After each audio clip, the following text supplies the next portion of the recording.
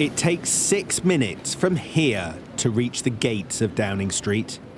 8 months ago, one of Boris Johnson's aides turned out of this shop, trailing them a suitcase full of wine. A journey down a then deserted street, past pubs which were shut, into one of the most heavily policed corners of London. Here on a Friday night in April was yet another party in number 10 involving Boris Johnson's team. He has apologised.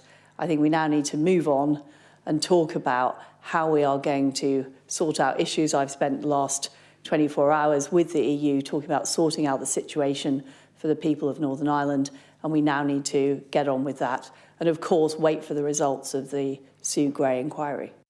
2 drunken leaving-dos the night before this, when the Queen sat alone at the funeral of her husband of more than 70 years.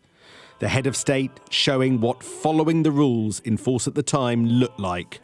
Number 10 now embarrassed. This is the second occasion that Boris Johnson has had to apologise to Buckingham Palace.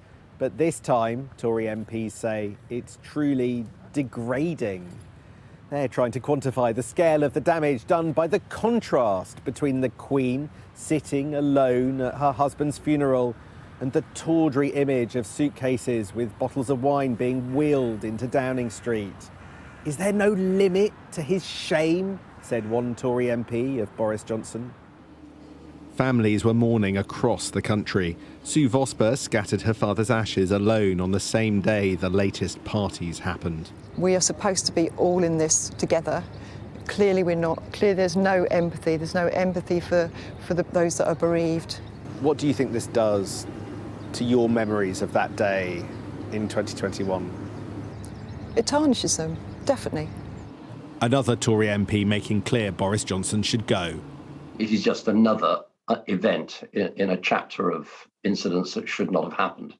But I do think that minds are now, over this weekend, being focused upon the need to take the necessary action.